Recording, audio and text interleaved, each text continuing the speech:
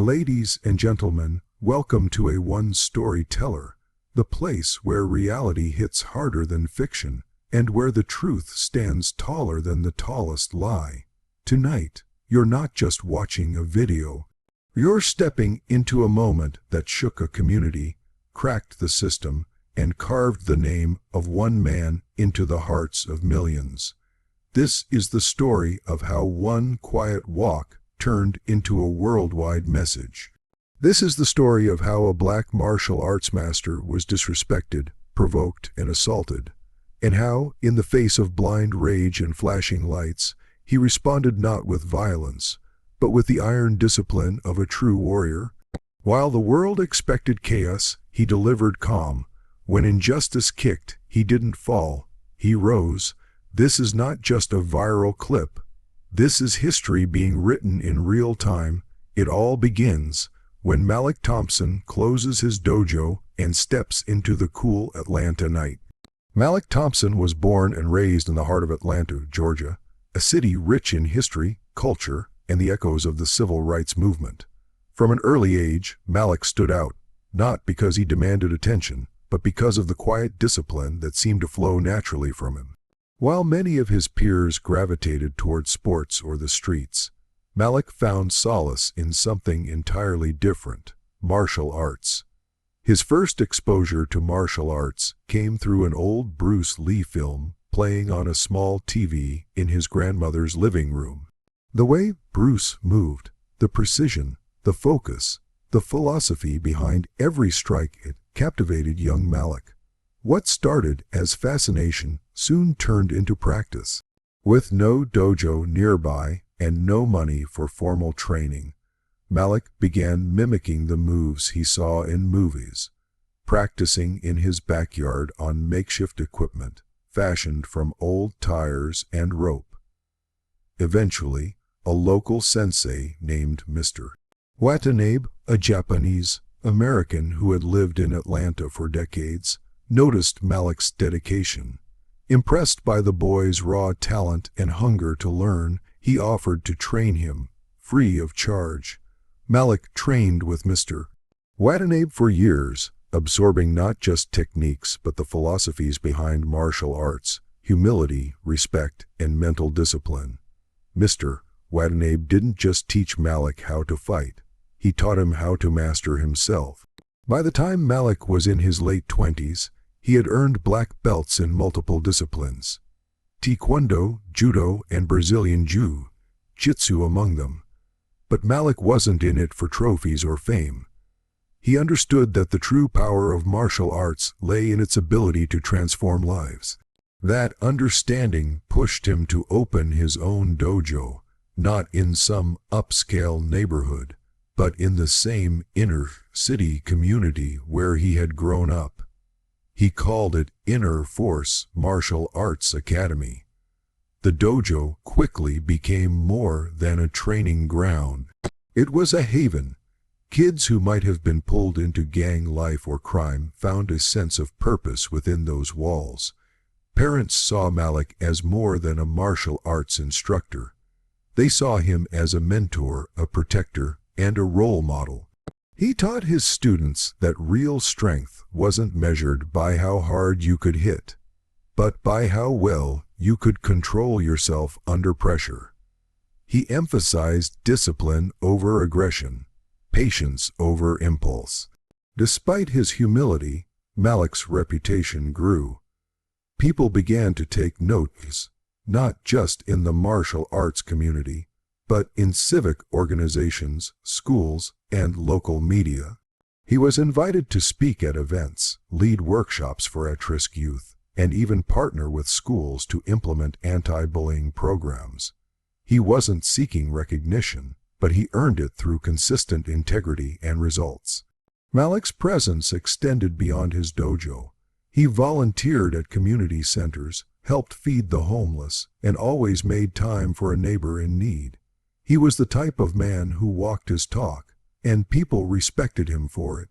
Even law enforcement, in general, acknowledged his contributions, though some individual officers, particularly those resistant to change, saw his influence as a challenge to the old order. At 6 feet tall and built like a seasoned athlete, Malik carried himself with the poise of someone who didn't need to prove anything. His voice was calm and steady, and he rarely raised it. But when he spoke, people listened. His students adored him, not because he demanded their admiration, but because he earned it every single day. But Malik was no fool. He knew the realities of being a black man in America. Despite his clean record, community service, and professional success, he had been profiled, followed, and harassed by police more times than he could count. Still, he chose to fight those battles not with anger, but with strategy and restraint.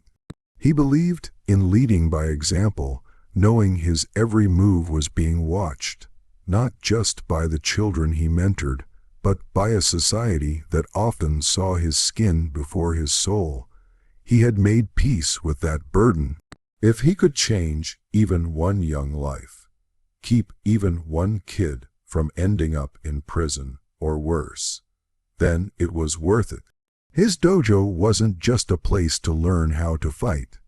It was a place where black excellence was cultivated, where strength met wisdom, and where the noise of the outside world faded into the silence of focus and discipline.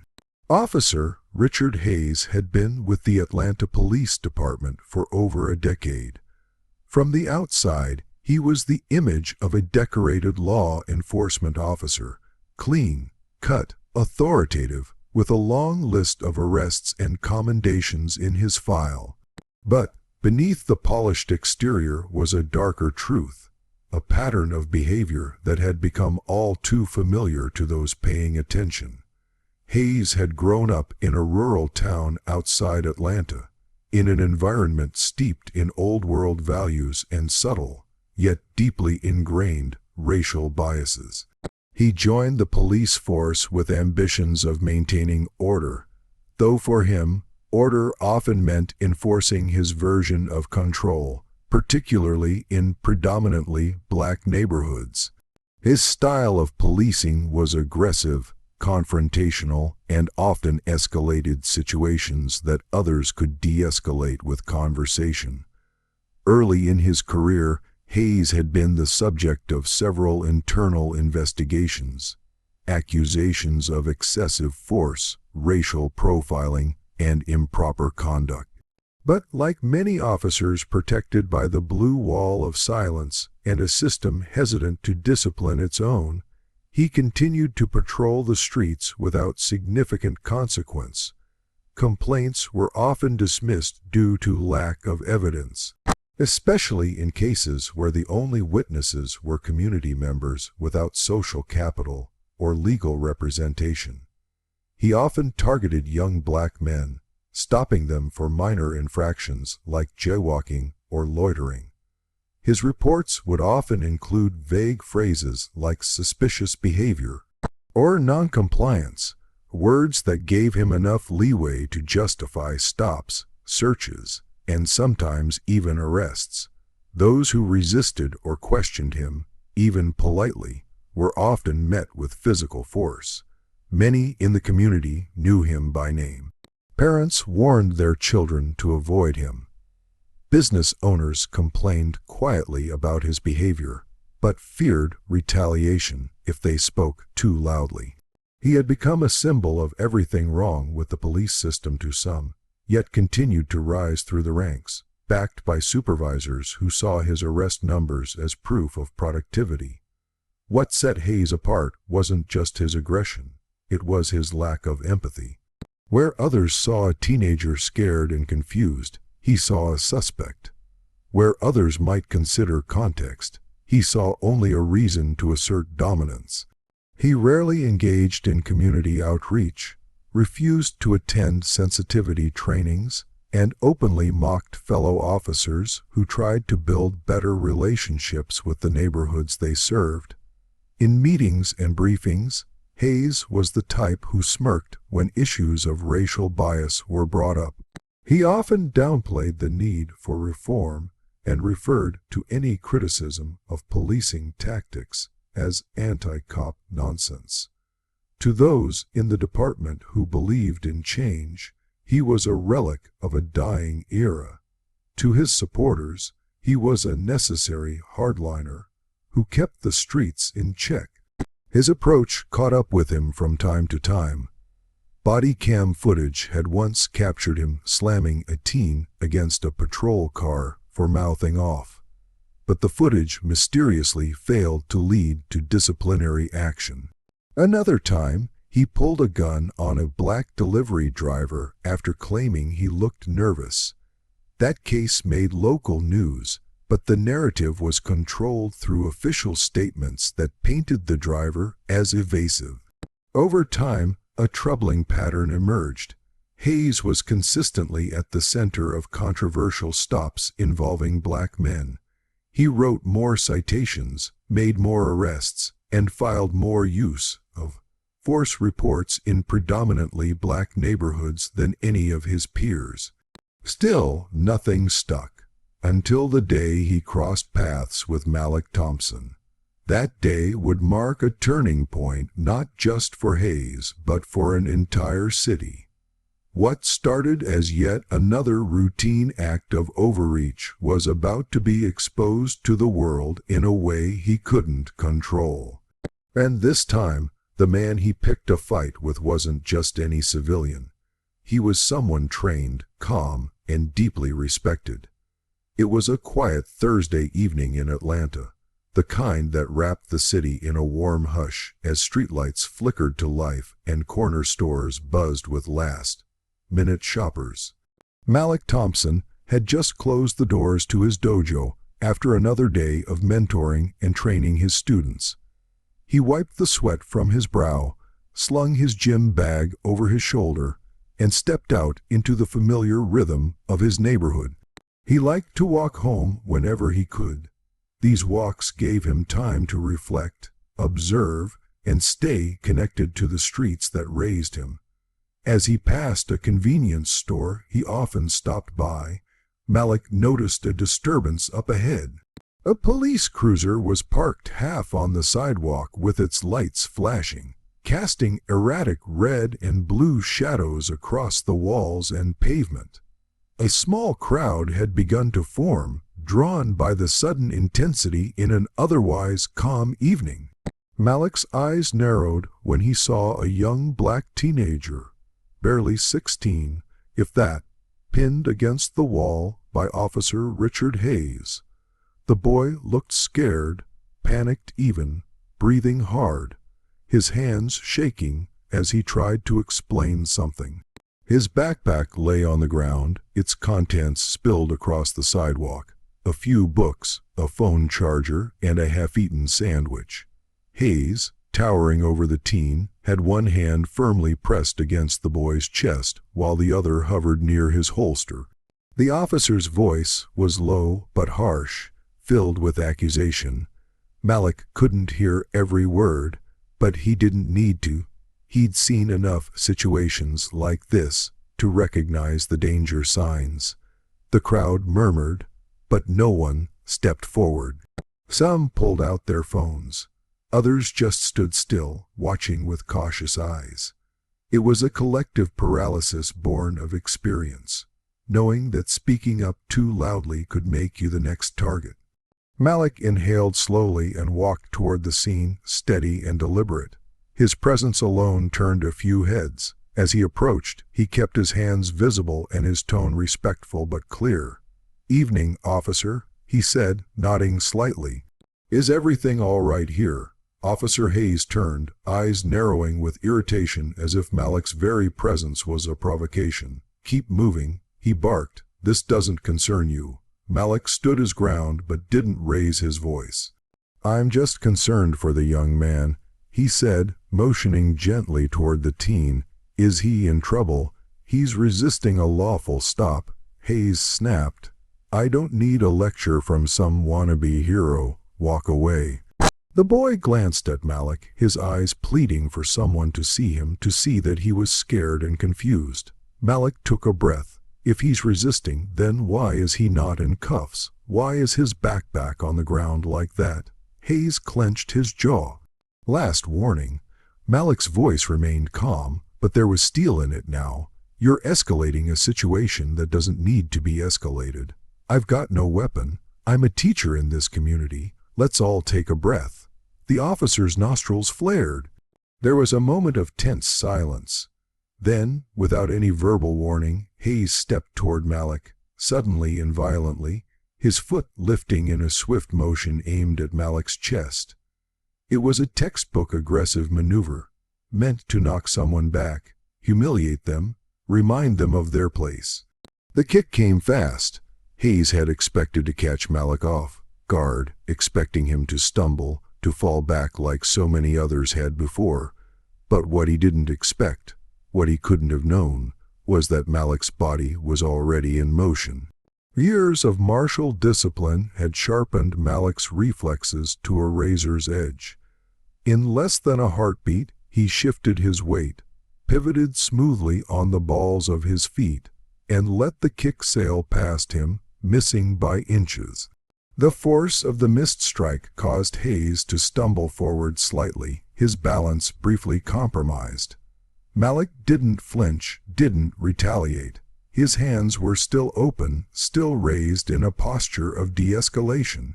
He took a single step back, not out of fear, but to maintain space. The crowd around them reacted. Gasps, phones lifted higher, the energy in the air turning electric. "You tried to kick me," Malik said, still calm but firm now, the authority in his voice undeniable. "And I have done nothing wrong." Hayes regained his footing, fury etched into his features. He wasn't used to losing control, not like this, especially not in front of a growing audience. His ego, bruised and exposed, overrode any logic or professionalism he might have had left. Without hesitation, he charged at Malik, this time intending to tackle him to the ground. But Malik had seen this move 100 times before, in practice, in tournaments, even in real confrontations outside of a ring. As Hayes lunged, Malik shifted his weight again, using the officer's momentum against him. With a fluid motion that looked almost effortless, he applied a simple judo technique, redirecting the force of the charge with a turn of the hips and a twist of the shoulder. Hayes's body lifted from the ground, flipped in midair, and landed on his back with a loud thud on the sidewalk. The sound echoed down the street. The silence that followed was sharp and heavy. Malik stepped back once more, again showing no aggression, only composure. His stance was non-threatening, his breathing even. He didn't raise his voice, didn't take a fighting posture, didn't move to strike. Hayes groaned, struggling to get up. His radio crackled at his side, and he reached for it.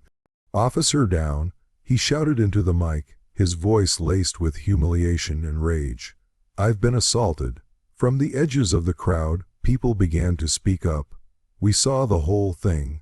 He didn't touch you until you tried to kick him. You attacked first." Dozens of camera phones had captured every second. There was no ambiguity, no room to spin the story in a different direction. Malik had been respectful, composed, and had defended himself only when physically attacked.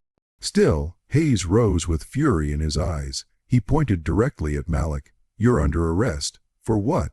Malik asked, his voice unwavering. "Assaulting an officer." "You assaulted me," Malik replied. And this entire crowd saw it. But the sirens were already in the distance. Backup had been called. More patrol cars were speeding down the block. And though Malik had done everything right, though every witness knew what really happened, he knew what was coming. He remained still, ready to comply, but the weight of injustice pressed down on his shoulders again. He looked around at the crowd, then back at Hayes, who stood with fists clenched and face burning with rage. Malik's heart beat steady.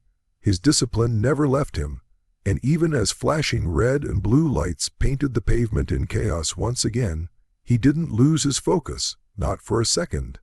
As more police units closed in, the street transformed into a war zone of lights and sirens.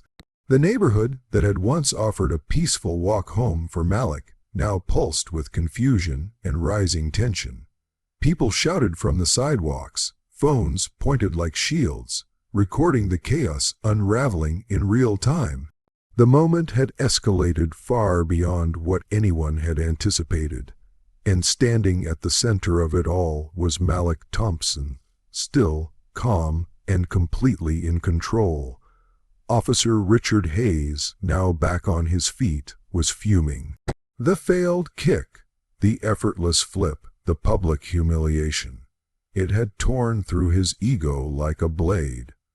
Rage clouded his judgment, and with reinforcements en route, he felt emboldened. He unsnapped the strap on his baton holster and pulled it out with a sharp metallic flick, pointing it toward Malik like a weapon of vengeance. "Get on the ground," Hayes barked, his voice shaking. "I haven't done anything wrong," Malik replied, unmoved. "And I will not resist, but I will not let you assault me again." Hayes rushed forward with the baton raised, the crowd erupting in shocked gasps, but Malik's eyes, trained by years of sparring and discipline, locked onto every twitch of Hayes' muscles, every shift in his stance. He could read the man's movements like an open book. As the baton swung in a wide arc toward his head, Malik ducked smoothly under the strike, moving with surgical precision. His hand snapped up, catching Hayes' wrist mid-swing. Without applying pain, he turned the force against the officer again, twisting the baton away and sending it clattering harmlessly to the pavement. Hayes stumbled forward off balance once more, and Malik stepped aside, not to gloat or counterattack, but to avoid escalation. Two more officers arrived on the scene. One was young, wide-eyed, and clearly confused.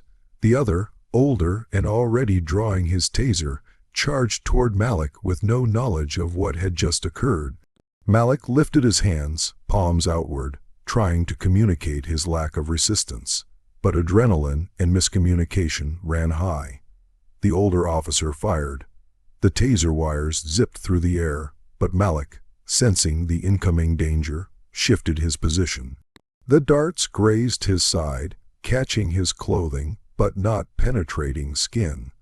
He moved with a sudden burst of energy, using the taser's mischarge as an opening to disarm the situation before it spiraled further.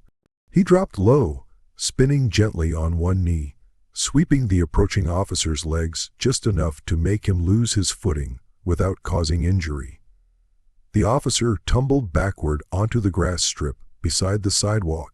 Malik stood, hands still raised, backing up with slow, deliberate steps to put space between him and the oncoming chaos. The young officer hesitated. He had seen enough to understand this man wasn't attacking. He was defending himself with restraint few could match. He held his position, unsure what to do. Behind him, more cruisers arrived. Sirens cut, doors flew open, and more officers began to form a perimeter. Malik turned slightly, just enough to keep an eye on Hayes, who had retrieved his baton and was circling again. But Hayes didn't attack now. He was too conscious of the crowd, the phones, and the sting of his earlier failures. Instead, he started shouting, trying to retake control through volume and accusation. "He assaulted me," he yelled again. "He's resisting." But Malik had yet to throw a punch. Every move he made was calculated for defense. His breathing was steady, his stance unthreatening, his actions consistent with someone trying to avoid unnecessary violence. And the crowd saw that. They were no longer passive observers. Now they were shouting in support. "He's not resisting. You tried to hit him. We've got it all on video." Malik glanced at the cameras briefly, not out of vanity, but because he understood the power of the truth being recorded. That footage might be the only shield he had now. By now, nearly every bystander had their phone up. The angles varied. some from across the street, some just feet away, capturing high-definition footage of every critical moment. Hayes's aggressive approach, the unprovoked kick, the fluid self-defense maneuvers Malik had employed without landing a single blow. The energy of the scene had transformed from fear into something else: awareness, anger, empowerment. The footage spread almost instantly. One bystander, a college student named Tasha, who lived in the building above the corner store, uploaded her video to her social media with a simple caption. This man was attacked for doing nothing but trying to help, and he handled it with more control than the police. Within minutes, the video started gaining traction. She added a tag, #JusticeForMalik. The hashtag exploded. As more angles of the encounter hit Twitter, Instagram, and TikTok, the story began to spread like wildfire. Influencers reposted it. Activists amplified it. The footage told a clear story, and people weren't just watching. They were reacting. Comments poured in by the thousands. "This man is a real-life hero. How do you defend yourself with that much grace and still get arrested? Protect Malik at all costs. Officer Hayes needs to be investigated now." Major news pages picked it up. The story hit local networks first, then national ones. CNN and MSNBC ran early clips pulled from social feeds. Articles sprang up with headlines like "Martial Arts Instructor Targeted in Police Altercation" and "Community Leader Diffuses Police Aggression with Calm Precision." Meanwhile, back at the scene, the police had detained Malik. Despite the crowd's protests and the growing awareness of what had really happened, Malik allowed himself to be handcuffed without struggle. He looked one final time at the crowd, his face composed. The community saw him not as someone subdued, but as someone dignified, even in chains. The police attempted to control the narrative with a hasty statement. Suspect resisted arrest and assaulted an officer during a lawful stop. It read, but the internet wasn't buying it. The videos were too clear. The inconsistencies in the police statement were too obvious. The comment sections filled with fury. Suspect: "That's a community leader." Assault: "He didn't even swing. Y'all better fix this before Atlanta explodes." By the next morning, the video had racked up over 5 million views across platforms. Celebrities had begun weighing in. A popular rapper tweeted, "Malik is the kind of man our youth need, and this is how he gets treated." A well-known civil rights lawyer tweeted that he would take Malik's case pro bono. Civil rights groups issued statements demanding Malik's immediate release and a full investigation into Officer Hayes. In less than 12 hours, Malik Thompson had gone from a quiet martial arts mentor to a national symbol of grace under pressure. And while he sat in a holding cell, unsure of how far the truth would travel, the world outside was already rising to his defense. The cameras that had once felt like passive bystanders were now his most powerful witnesses. Even with dozens of phones capturing every second of the altercation, Malik was still handcuffed and placed into the back of a police cruiser. Cries of outrage filled the air as neighbors and witnesses shouted at officers, demanding answers. The injustice was plain to see. Malik hadn't attacked anyone, hadn't escalated the situation.